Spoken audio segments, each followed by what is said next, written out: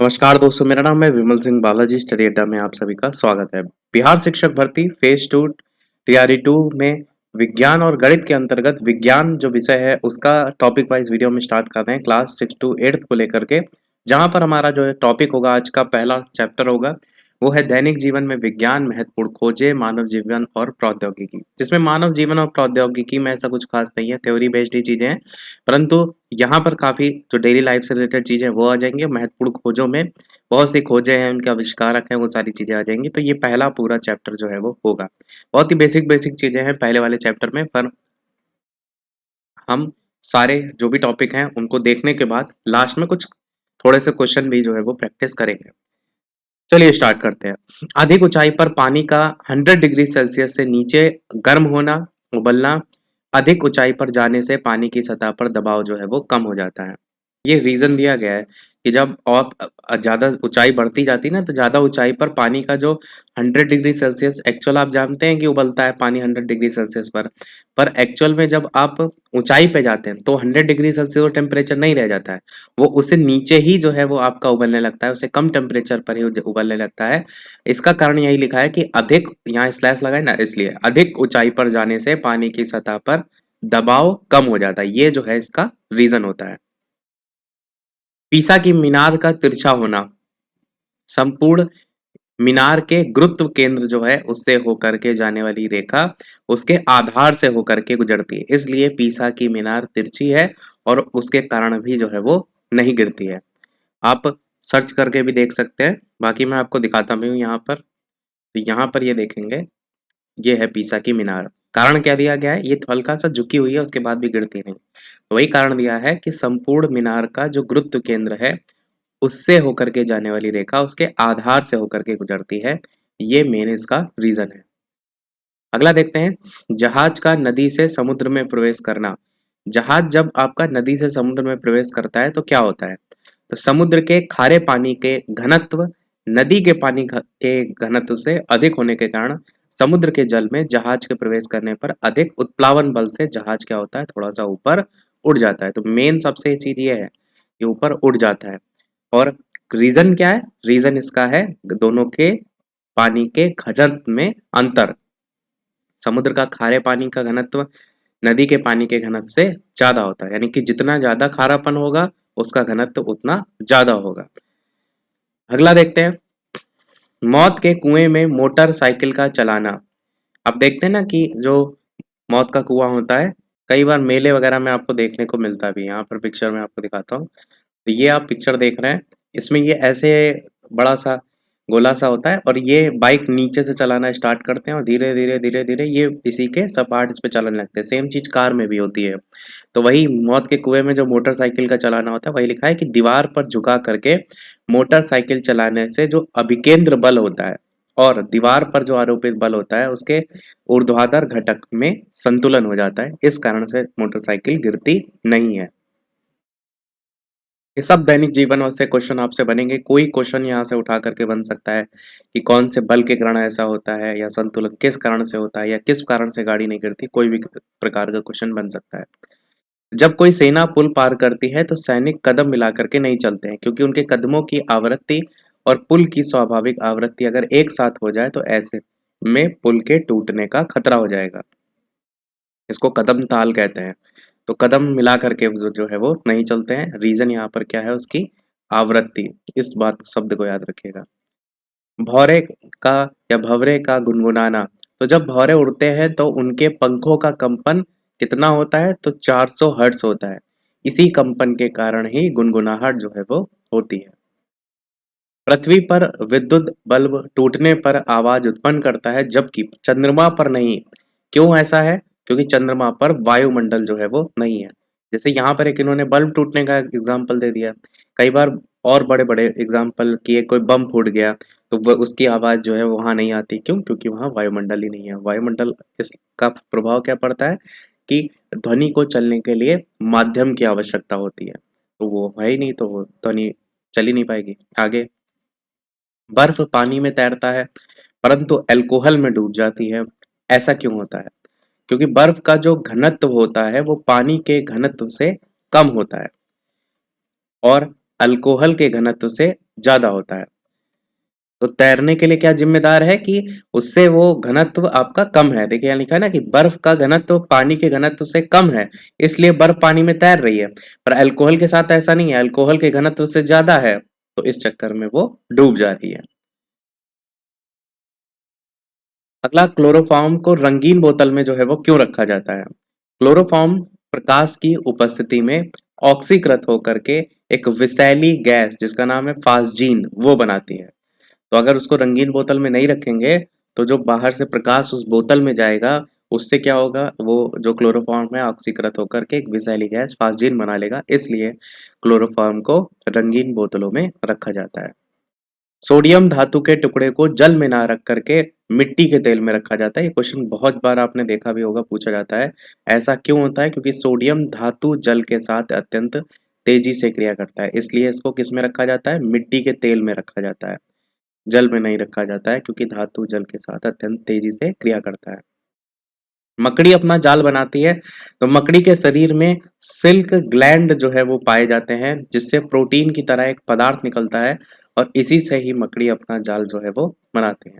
तो मकड़ी के शरीर में कौन से ग्लैंड? सिल्क ग्लैंड, प्रोटीन के तरीके का ये पदार्थ जो है वो निकलता है।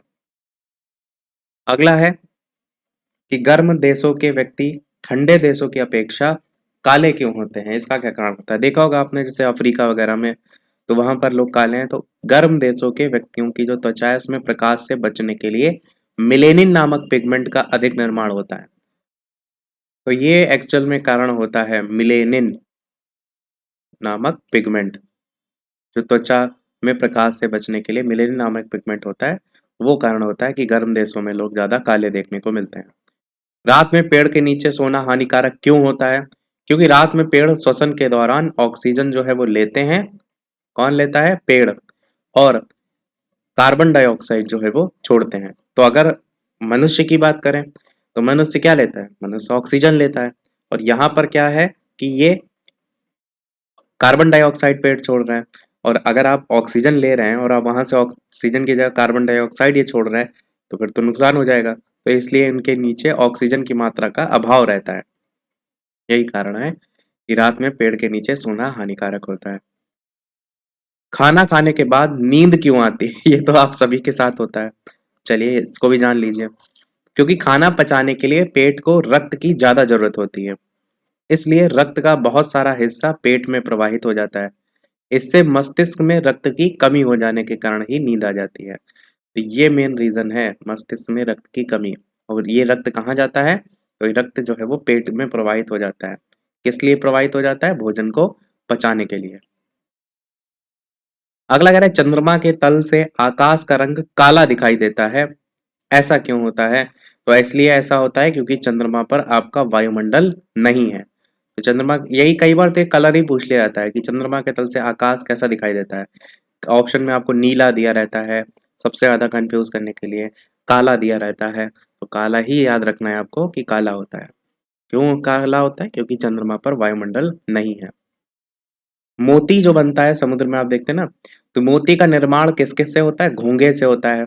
घोंघा देखा है ना, जैसे सीप वगैरह है, या आप शंख देखते हैं, उसके अंदर भी तो घोंघा टाइप का कीड़े रहते हैं। तो वही यहाँ पर मोती का लेकर के बताया गया है। मोती का निर्माण घोंघे के द्वारा, इसके अंदर जाने वाली बालू के कण पर सीप के पदार्थ की परत जो है आपकी होती है, और ये कैल्शियम कार्बोनेट चढ़ाए जाने से जो है ये होता है। ये कैल्शियम कार्बोनेट वाला क्वेश्चन अभी जो आपके केवीएस वाले इंटरव्यू चल रहे हैं उनमें पूछा भी गया था किसी व्यक्ति से, किसी ने बताया था। केवीएस इंटरव्यू जो इस समय चल रहे हैं उसमें सीन ऐसा हो गया है कि किसी किसी से जो उन्होंने ग्रेजुएशन कर रखा है, जैसे बीएससी, तो उनसे बीएससी वाले क्वेश्चन को बायोलॉजी से उठा के क्वेश्चन या पूरी पूरी फिजिक्स से क्वेश्चन ऐसे पूछ ले रहा है।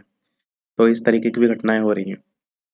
आगे लिखा है, जापान कृत्रिम मोतियों का सबसे बड़ा निर्यातक है। जापान। छुई का पौधा तो आप जानते हैं, छूने से मुरझा जाता है। छुई की पत्तियां स्पर्श के प्रति संवेदनशील होती हैं।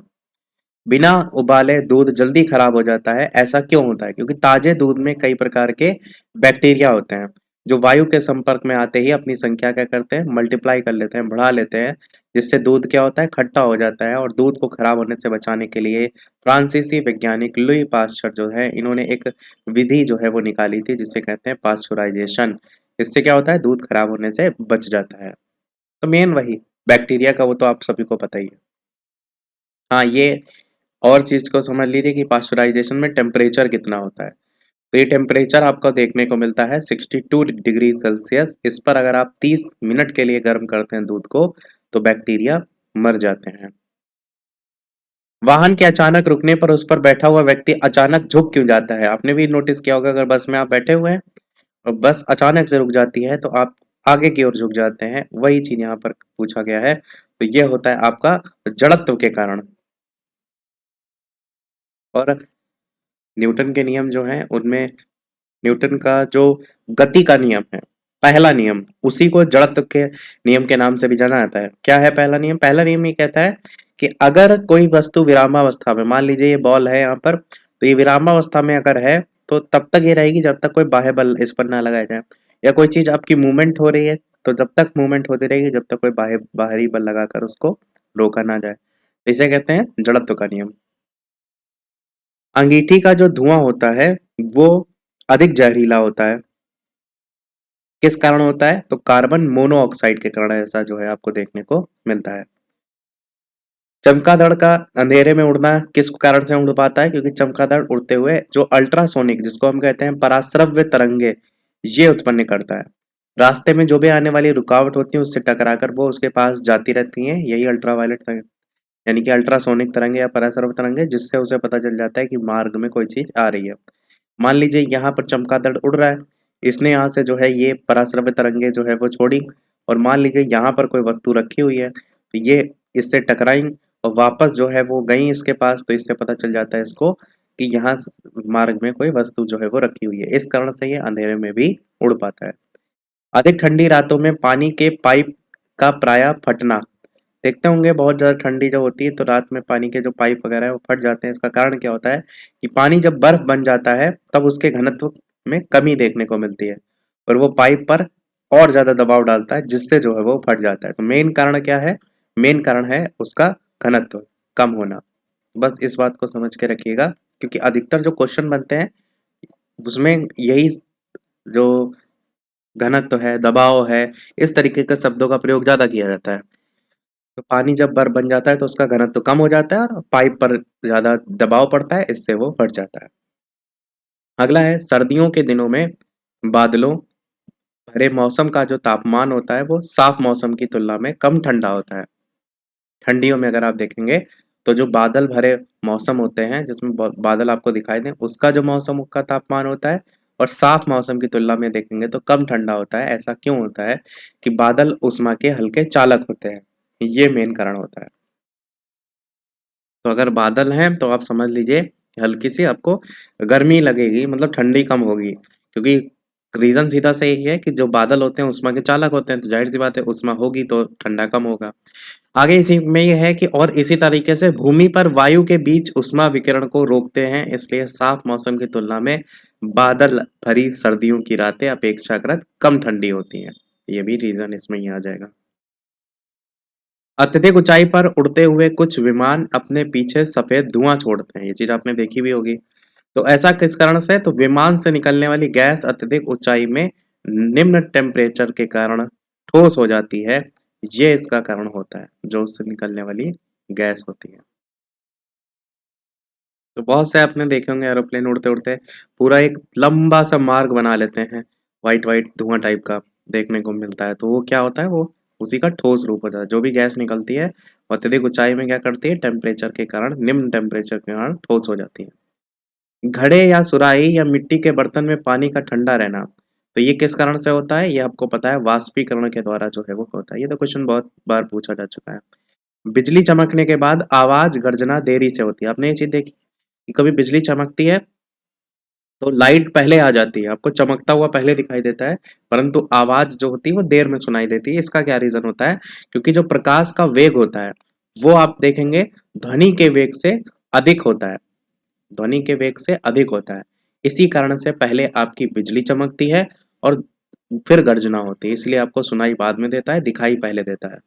तो सीधा सा इसका है कि जिसकी स्पीड ज़्यादा होगी वो पहले होगा। तो बिजली यानी प्रकाश का वेग ज़्यादा होता है ध्वनि की अपेक्षा। बैरोमीटर वायु दाब मापी का पारा तेजी से अगर नीचे गिर जाता है तो ये किसका संकेत होता है?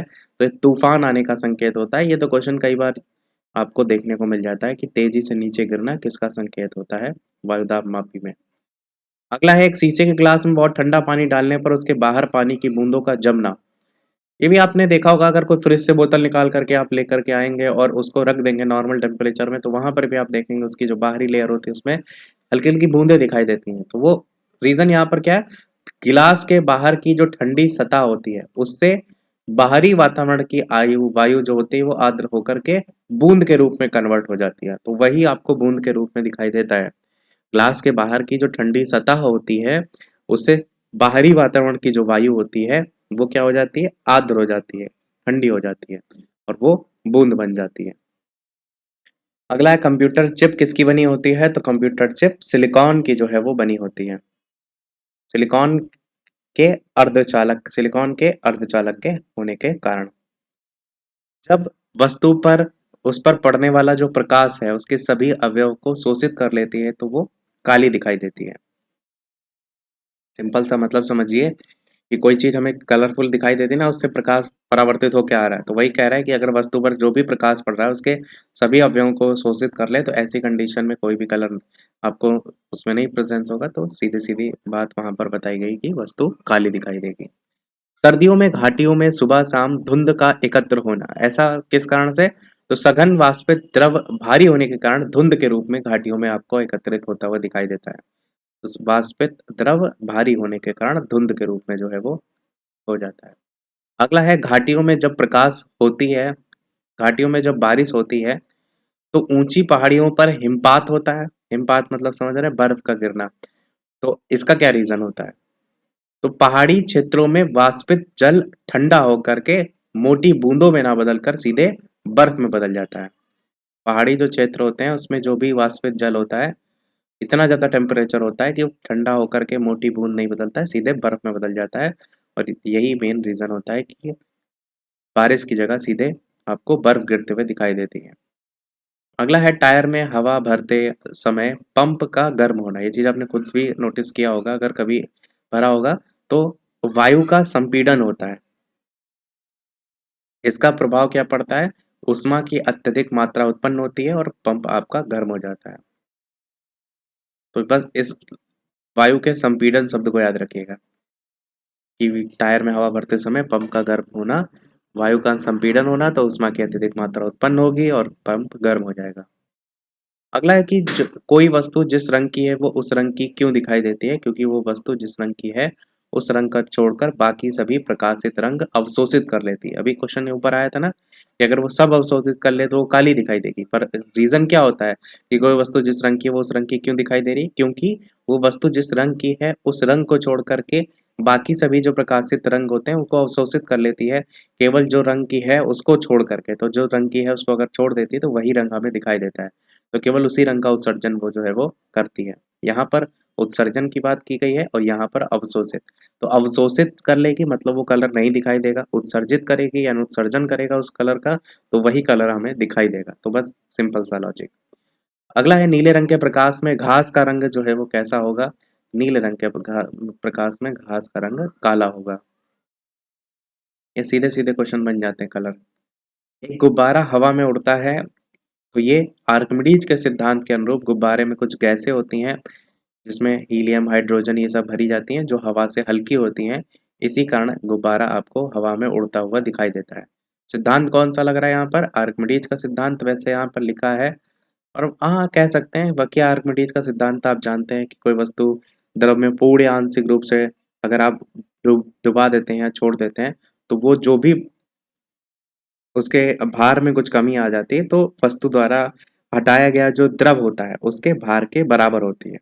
अगर एक बाल्टी ले लीजिए उसमें आप कोई एक टुकड़ा किसी भी लकड़ी या लोहा किसी को भी अगर डुबोते हैं, लोहा तो वैसे पूरा ही डूब जाएगा, पूर्ण आंशिक दोनों ही आता है तो उसको भी डुबो सकते हैं। कुल मिलाकर के जब आप उसको छोड़ते हैं पानी में तो वो क्या करता है, जहां पर पानी की जगह लेता है ना तो उस हिस्से को हटाता है, उसके भार में कमी भी फिर आपको लगती है, और जो हटाया गया उसके द्वारा द्रव का भार होता है वो उसी के बराबर होती है जहां पर वो जगह ले लेता है। तो वही चीज को समझाया गया है यहाँ पर। गैसेस कौन सी होती हैं? हीलियम, हाइड्रोजन होती हैं, जो हवा से हल्की होती हैं, इसीलिए गुब्बारा हवा में उड़ता है। सीधी सा लॉजिक है, हवा से अगर हल्की होंगी, क्योंकि हल्का जो होता है वो क्या प्रयास करता है? ऊपर उठने का, भारी नीचे बैठने का। तो अगर हल्की गैसेस ऊपर उठेंगी तो भाई गुब्बारा भी ऊपर उड़ेगा। सर्दी के मौसम में सुबह में पत्ती पर ओस का जमना वो किस कारण से होता है? तो सर्दियों की सुबह में तापमान काफी कम होता है, जिसके कारण से जो भी वातावरण में उपस्थित जलवाष्प होती है वो संघनित होकर के ओस का रूप ले लेती है। बस सिंपल सा है, ये तो जानते ही आप कि जितना ज्यादा टेम्परेचर ठंडा होगा, लो होगा, वहां पर जो भी आपका नमी होगी वही संघनित होकर के ओस के रूप में पत्ती वगैरह में जम जाती है, या पत्ती में बूंदों के रूप में दिखाई देती है। अगला, एक अवतल दर्पण का एक सेविंग ग्लास के रूप में यूज। चेहरे के सामने अवतल दर्पण रखने से चेहरे के सूक्ष्म छिद्रों को भी देखा जा सकता है। मेन आपसे ये पूछा यही जाता है कि जो सेविंग ग्लास है इसमें कौन सा दर्पण यूज किया जाता है? सीधे सीधे तो अवतल दर्पण, इसको भी याद रखिएगा कि दर्पण ही ज्यादातर पूछा जाता है। यहाँ तो कारण भी दिया गया है कि चेहरे के सूक्ष्म छिद्र भी दिखाई देते हैं, इसलिए जो है वो अवतल दर्पण का यूज किया जाता है। अगला देखते हैं। वीडियो सभी लोग लाइक भी अवश्य करते रहिएगा। कोशिश हम कर रहे हैं कि हर वो बेहतर से बेहतर चीज़ आपको करा सकें जो आपके एग्जाम में आपको हेल्प करे।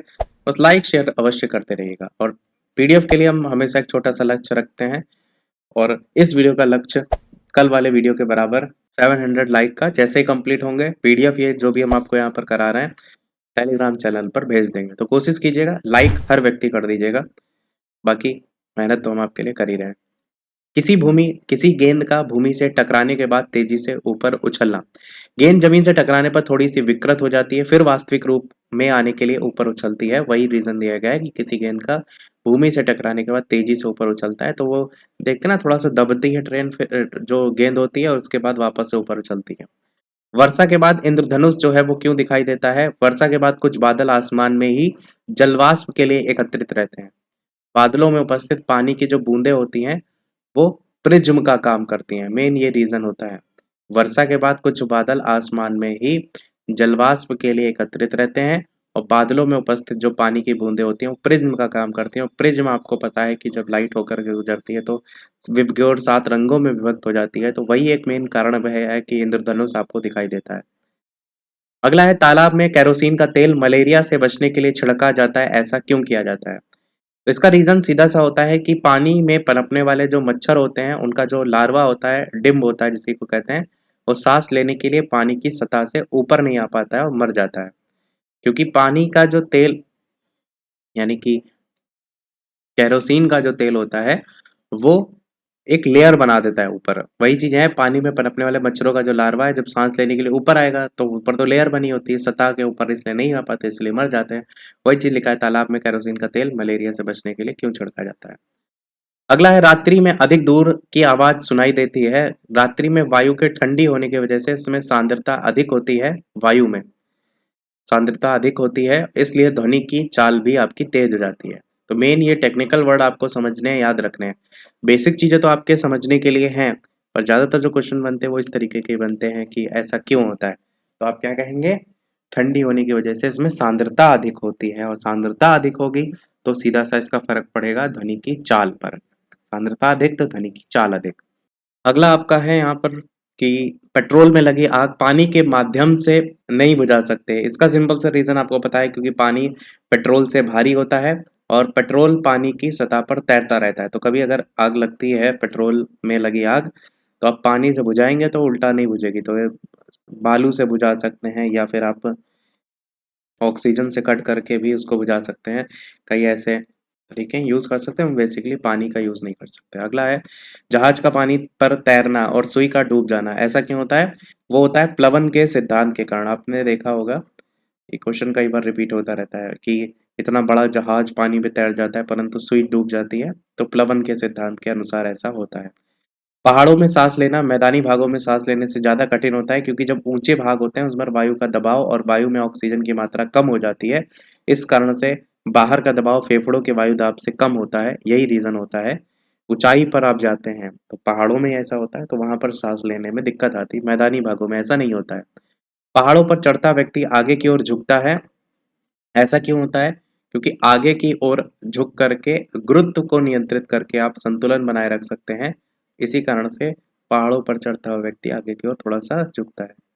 रेलगाड़ी की जंजीर खींचने पर उसका रुक जाना, ये निर्वात जो प्रणाली है उस पर आधारित होता है। जंजीर खींचने से कैपलर वॉल्व जो है वो खुल जाता है और पिस्टन में हवा आने पर ब्रेक ऑटोमेटिक लग जाता है। तो ये इसका रीजन होता है। निर्वात प्रणाली पर यह आधारित होता है। जंजीर खींचने से कैपलर वाल्व खुल जाता है और पिस्टन में हवा आने पर ब्रेक लग जाता है। अगला आपका है, बूढ़े व्यक्तियों की जो हड्डियां होती हैं उनमें फ्रैक्चर जल्दी हो जाता है। ऐसा क्यों होता है? क्योंकि जो बुढ़ापा होता है उसमें हड्डियां पोषक तत्वों की कमी की वजह से कोमल हो जाती हैं। यही आसान कारण होता है आसानी से टूटने का। अंतरिक्ष यात्री चंद्रमा पर अधिक भार उठा लेते हैं। क्यों? क्योंकि चंद्रमा का जो गुरुत्वीय बल होता है पृथ्वी के गुरुत्वीय बल का 1/6 होता है। ये 1/6 वाला भाग कई बार क्वेश्चन बनता है, तो याद रखिएगा। अगला पॉइंट है, बादल आकाश में तैरते हुए क्यों दिखाई देते हैं? तो वायु की श्यानता के कारण ऐसा होता है।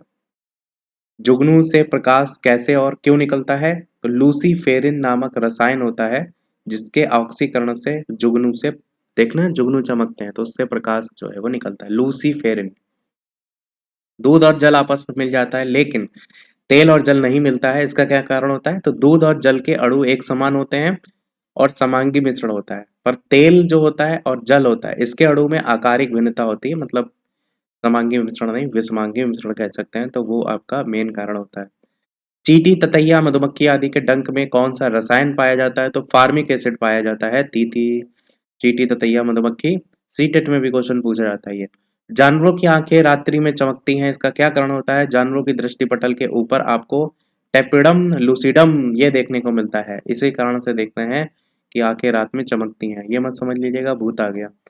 अगला, मेढक जल और थल दोनों में रहता है परंतु मछली केवल और जल में रहती है। ऐसा क्यों होता है? क्योंकि मछली केवल गिलूस में श्वसन करती है, गिल्स लिखा होगा ये, परंतु मेढक त्वचा और फेफड़ों के माध्यम से श्वसन जो है वो करता है। तो ये क्वेश्चन ऐसे भी बन जाते हैं कि श्वसन अंग कौन सा है, मेढक का श्वसन अंग क्या है? तो त्वचा और फेफड़े हैं। अगला आपका है, पानी में अत्यधिक दिनों तक डूबे रहने पर पेड़ मर जाते हैं। क्यों? क्योंकि प्रकाश संश्लेषण की घटना नहीं हो पाती है, सूर्य का प्रकाश चाहिए होता है। मोटरसाइकिल सवार पीछे की सड़क देखने के लिए कौन से लेंस, कौन से दर्पण का यूज करता है? तो उत्तल दर्पण का यूज करता है। जो मोटरसाइकिल में साइड मिरर लगे रहते हैं वो। विद्युतीकरण के दौरान फ्यूज लगाए जाते हैं। तो फ्यूज तार क्या होते हैं? निम्न द्रवणांक होते हैं, मेल्टिंग पॉइंट उनका कम होता है। इस कारण से वार्म यानी गर्म होने पर आसानी से गल जाते हैं और परिपथ जो है वो सुरक्षित रहता है। सिंपल सा लॉजिक है। अगर मान लीजिए कि ये आपका फ्रिज है और यहाँ से आपका ये इलेक्ट्रिसिटी जो है आपकी ये जा रही है और ये आपका जो इलेक्ट्रिसिटी जा रही है इस इलेक्ट्रिसिटी से पहले फ्यूज लगा हुआ है। अब मान लीजिए अचानक से लाइट बहुत तेज आ गई तो फ्यूज क्या होगा? गल जाएगा। क्यों? क्योंकि जो उसका मेल्टिंग पॉइंट होता है वो आपका निम्न होता है। निम्न से क्या होगा कि मतलब अगर थोड़ा ही सा उसको ज़्यादा, नॉर्मल से थोड़ा ज़्यादा अगर हीट मिलेगा तो वो गल जाएगा, और जैसे गल जाएगा तो ये जो बीच का परिपथ है वो हट जाएगा, जिसके कारण से फूकने से उपकरण बच जाते हैं।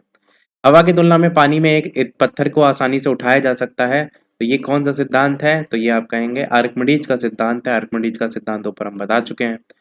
विद्युत बल्ब के फिलामेंट टंगिस्टन के बनाए जाते हैं। टंगिस्टन का मेल्टिंग पॉइंट जो होता है वो आपका 34 से 10 डिग्री सेल्सियस के बीच में देखने को मिलता है।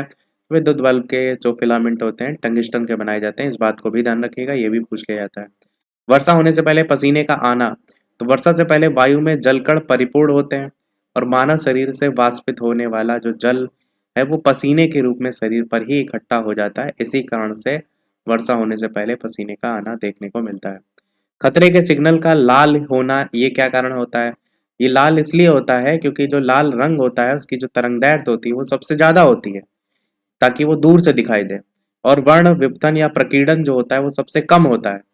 इसके फलस्वरूप काफी दूरी से भी इसे देखा जा सकता है। तो इस चीज को तो ध्यान रखना है आपको कि तरंगदैर्ध्य सबसे ज्यादा है, पर इसको भी आपको याद रखना है कि इसका प्रकीर्णन सबसे कम होता है। किसी बड़े ड्रम को खींचने की अपेक्षा लुढ़काना ज्यादा आसान होता है।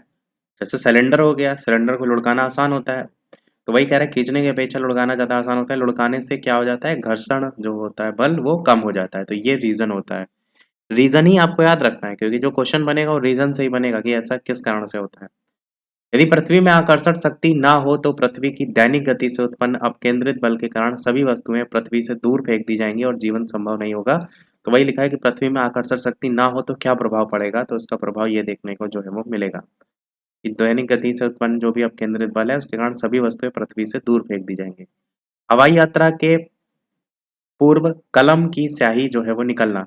ऊंचाई पर जब जाते हैं तो वायुमंडलीय जो दाब होता है वो कम हो जाता है, और ऊंचाई पे जाने पर कम वायुमंडलीय दाब के कारण ही स्याही अगर आप देखेंगे तो वो बाहर निकल आती है। तो मेन रीजन ये होता है वायुमंडलीय, कम वायुमंडलीय दाब, बस इतना याद रखिएगा। अगला है रेल की पटरियों के बीच जोड़ों पर जगह छोड़ दी जाती है, ऐसा क्यों होता है? ये तो पता ही है आपको कि गर्मियों में टेम्परेचर जब आपका बढ़ता है तो उसके आयतन में वृद्धि होती है, जिससे पटरियों की टेढ़ा मेढ़ा होने का खतरा रहता है, इसीलिए थोड़ी सी जगह जो है वो छोड़ दी जाती है।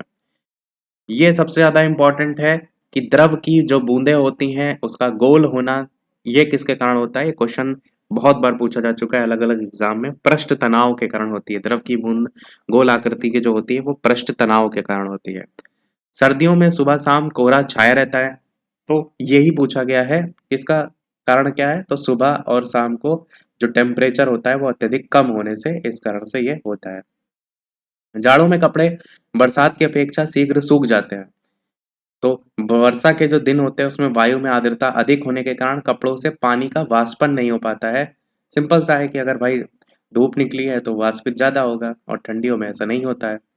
सुबह शाम का सूर्य सुबह जो है वो शाम का सूर्य बड़ा और लाल दिखाई देता है, इसका क्या कारण होता है? तो अपवर्तन की घटना होती है।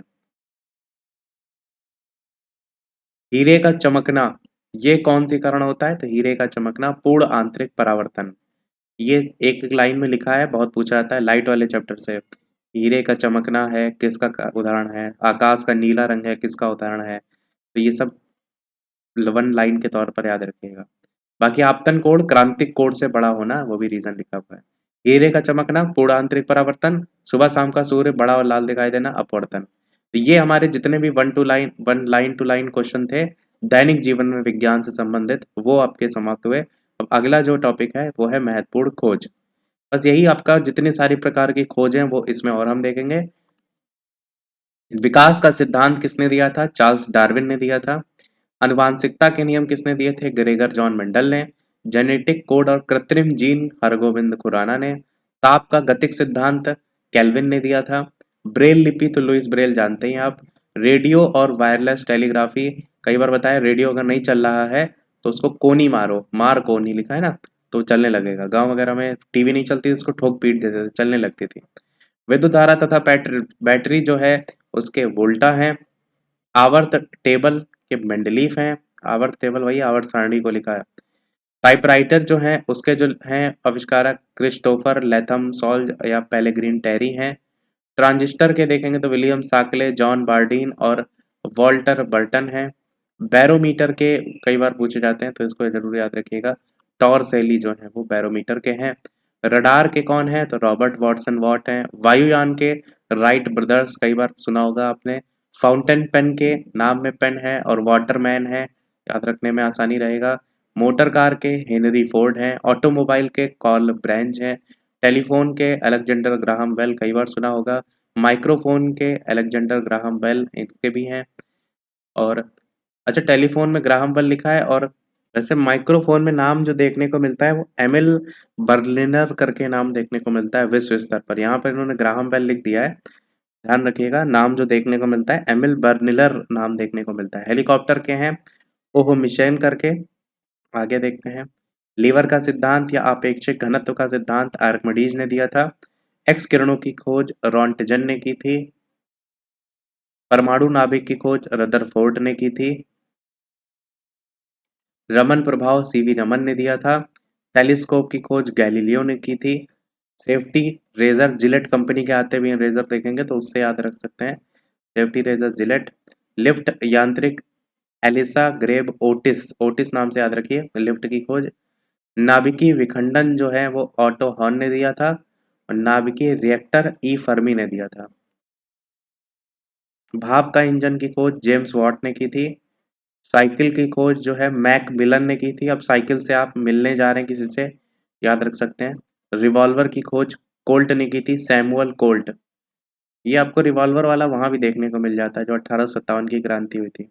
गैस इंजन जो है डेमलर ने की थी। सेफ्टी लैंप की हम्फ्री डेवी ने की थी। रेफ्रिजरेटर की खोज जो है वो हैरिसन और टिनिंग ए कैटलीन करके इन्होंने की थी। ग्रामोफोन और इलेक्ट्रिक बल्ब की खोज थॉमस अल्वा एडिशन ने की थी, ये तो सभी को पता ही है। आगे, डायनमो की खोज माइकल फैराडे ने की थी। ये सब इंपॉर्टेंट है आपके, सारे आपको याद रखने हैं। टेलीविजन की खोज जे एल बेयर्ड ने की थी। इनका पूरा नाम था जॉन लॉगी बेयर्ड। टेलीविजन की खोज। लॉगरिथम की खोज नेपियर ने की थी, जॉन नेपियर ने। तड़ित चालक की बेंजामिन फ्रैंकलिन ने की थी। कॉस्मिक किरणों की खोज जो है वो मिलिकन विक्टर हेस ने की थी।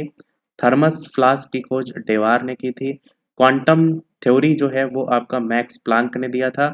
परमाणु संरचना की खोज जो है वो बोर ने की थी। इसके अलावा परमाणु का सिद्धांत भी पूछा जाता है तो डाल्टन ने। इलेक्ट्रॉन प्रोटॉन तो पता ही है, ईटा पर नाचो। इलेक्ट्रॉन में ई से इलेक्ट्रॉन हो जाएगा, इटा से थॉमसन हो जाएगा, ईटा। इसी प्रकार पा से प्रोटॉन हो जाएगा और रा से रदरफोर्ड हो जाएगा, तो ईटा पर। और इस रदरफोर्ड के अलावा गोल्डस्टीन का नाम भी देखने को मिलता है। रेडियम की खोज जो है वो मैडम क्यूरी और पियरे क्यूरी। रेडियम की खोज मैडम क्यूरी और पियरे क्यूरी। न्यूट्रॉन की खोज तो नाचो, ईटा पर नाचो। तो तीसरी लाइन आती नाचो, ना से ना न्यूट्रॉन और चा से चैडविक। तो एक ट्रिक मैंने आपको बताई, ईटा पर नाचो से आप इलेक्ट्रॉन प्रोटॉन न्यूट्रॉन तीनों याद रख सकते हैं। यूरेनियम का विखंडन ये ऑटो हॉर्न। विद्युत अपघटन के नियम माइकल फैराडे ने दिए थे। सापेक्षता का सिद्धांत अल्बर्ट आइंस्टाइन ने दिया था। गुरुत्वाकर्षण का सिद्धांत या गति के नियम अभी ऊपर आया भी था, गति का नियम वहां से बताया था, तो न्यूटन ने दिया था, सभी को पता ही है। थर्मामीटर फ़ारेनहाइट नाम में ही है, उससे आप पहचान सकते हैं थर्मामीटर को, क्योंकि आप नापते हैं ना फ़ारेनहाइट सेल्सियस ऐसे करके, तो डेनियल गैब्रियल फ़ारेनहाइट। डायनामाइट की खोज अल्फ्रेड नोबेल ने की थी। ऑक्सीजन की खोज प्रीस्टले ने की थी, ये ऑक्सीजन वाला कई बार देखते भी हैं। क्लोरीन की खोज सीले ने की थी। और बात करते हैं, पोर्टलैंड सीमेंट की खोज जो है जोसेफ एस्पेडीन ने की थी।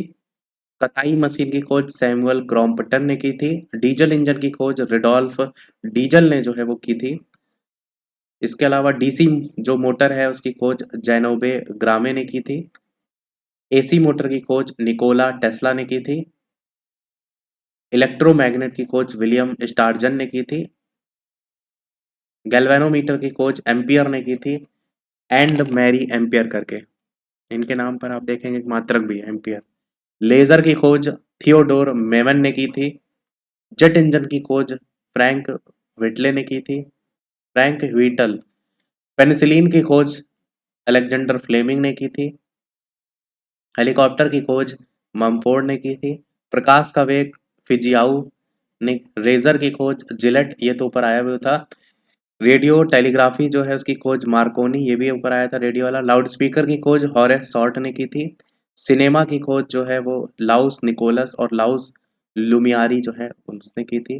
ट्रैक्टर की खोज रॉबर्ट फॉर्मिच ने की थी। बाईसाइकिल टायर की खोज जॉन डनलप ने की थी। कार की खोज कार्ल बेंज ने की थी। बुनसन बर्नर रॉबर्ट बुनसन ने। रबर की खोज हॉनकॉक जो है इनके द्वारा। इसमें भी रबर टायर वाला अलग है और वल्कनीकृत अलग है। तो टायर वाला था हॉनकॉक और वल्कनीकृत था गुड ईयर करके। कंप्यूटर की खोज चार्ल्स बेबेज ने। ट्रांसफार्मर की खोज माइकल फैराडे ने। सेफ्टी मैच की खोज जॉन वॉकर ने। बाई फोकल लेंस की खोज बेंजामिन फ्रैंकलिन ने की थी। पनडुब्बी की खोज जो है वो डेविड बुसनैल जो है उनके द्वारा की गई थी। विद्युत पंखा व्हीलर, व्हील पे नाचता है ना, लाइटिंग जो कंडक्टर है बेंजामिन फ्रैंकलिन, इन्होंने भी की थी। मशीन गन की सर जेम्स पकल। मशीन गन को पकड़ा जाता है ना, पकल। थर्मस फ्लास्क की खोज डेवार ने की थी। स्टीम इंजन न्यूकोमैन, धाम न्यूकोमैन। प्रेशर कुकर की खोज Denis Papin. Micrometer William Gascoigne. Slide पैमाना विलियम ऑफ ट्रेड। ग्रहों की खोज कैपलर ने की थी। माइक्रोस्कोप की खोज जॉनसन ने की थी, सौरमंडल की खोज कॉपरनिकस ने की थी। तो इतने टोटल इसमें जो है वो आपके क्वेश्चन थे। अब यहाँ पर थोड़े से क्वेश्चन है, 4-5 ही, ज़्यादा नहीं है, तो उनकी भी प्रैक्टिस जो है वो कर लेते हैं वीडियो को समाप्त करने से पहले। यहाँ पर हमारा जो पहला टॉपिक है वो आपका पूरी तरीके से समाप्त हो गया है। थोड़े से क्वेश्चन की बात कर लेते हैं। तो गुरुत्वाकर्षण का सिद्धांत जो है वो किसने दिया था? गुरुत्वाकर्षण का सिद्धांत जो है वो न्यूटन ने दिया था। आपको पता है न्यूटन ने 3 नियम दिए थे। पहले नियम को जड़त्व का नियम कहते हैं, मैंने बताया भी था। भारतीय वैज्ञानिक इनमें से कौन है? एडिशन है, मैडम क्यूरी हैं, गैलीलियो हैं, या फिर हरगोविंद खुराना है? तो आंसर यहाँ पर हरगोविंद खुराना जो है आपका सही हो जाएगा। ये कृत्रिम जीन बनाने वाले पहले वैज्ञानिक थे। इनको जेनेटिक जो कोड है उसको डिकोड करने के लिए 1968 में चिकित्सा के लिए नोबेल पुरस्कार भी जो है वो मिला था। अगला है किसके द्वारा मस्तिष्क की जांच जो है वो होती है? तो मस्तिष्क के लिए आपका यूज किया जाता है एक्सरे, स्कैनर या अल्ट्रासाउंड। तो आप क्या कहेंगे? स्कैनर का यूज किया जाता है। ऑप्शन बी वाला जो है वो सही हो जाएगा। वैसे तो आप देखेंगे तो एमआरआई का यूज किया जाता है। एमआरआई जो होता है, एमआरआई में आपकी जो फुल फॉर्म होती है वो होती है मैग्नेटिक रेजोनेंस इमेजिंग करके। तो इस टेक्निक का यूज किया जाता है मस्तिष्क में स्कैन करने के लिए। दैनिक जीवन में उपयोगी है केवल विज्ञान, केवल प्रौद्योगिकी, विज्ञान और प्रौद्योगिकी, दोनों के दोनों आपके यहाँ पर जो है वो सही हो जाएंगे। ये तो आसान सा क्वेश्चन है। इसी प्रकार टेलीफोन लाइन की सहायता से जो जुड़ा नेटवर्क होता है वो क्या कहलाता है? स्मार्टफोन, इंटरनेट, कंप्यूटर, या फिर कोई नहीं? तो इंटरनेट आपका हो जाएगा। यहाँ क्वेश्चन ज़्यादा कठिन नहीं दिए गए। मृदा प्रदूषण से कम आपकी होती है तो मृदा, या उर्वरा शक्ति, या खनिज? तो आप कहेंगे मृदा। और 7वां क्वेश्चन है आपका, शिक्षा के क्षेत्र में क्रांति किस वैज्ञानिक? ये वाला जो 7वां क्वेश्चन है ये आपके लिए है। इसका आंसर वीडियो के मेन कमेंट में बताइएगा। वैसे भी क्वेश्चन आसान दिए हैं, बाकी जो थ्योरी पढ़ा है उसमें सारी चीज़ें लगभग आ गई हैं, कोई भी चीज़ छोटी नहीं है। दैनिक जीवन में विज्ञान पर आधारित मेन आपका काम है कि आपको ये सारी चीज़ें याद करनी है, क्योंकि मेरा काम है आप तक सारी चीज़ें पहुँचाना। आपका काम है वीडियो को लाइक और शेयर करना, और दूसरी चीज़ें जो भी यहाँ पर चीज़ें करा रहे हैं उसको याद करना। क्योंकि जब तक आप याद नहीं करेंगे तब तक प्रैक्टिस सेट में लगाएंगे तो कोई मतलब नहीं बनेगा कि आपने देख लिया और हवा में उड़ गया। तो ये प्रश्न आपके लिए है, शिक्षा के क्षेत्र में क्रांति किस वैज्ञानिक उपकरण के कारण जो है वो हुई है? Television, radio, computer, tape recorder? अपना आंसर वीडियो के मेन कमेंट में बताइएगा। इसके अलावा यदि कोई प्रश्न हो तो कमेंट में आप पूछ सकते हैं। वीडियो लाइक, शेयर, सब्सक्राइब अवश्य कीजिएगा। मिलते हैं फिर अगले वीडियो में, तब तक के लिए सभी को नमस्कार, जय हिंद।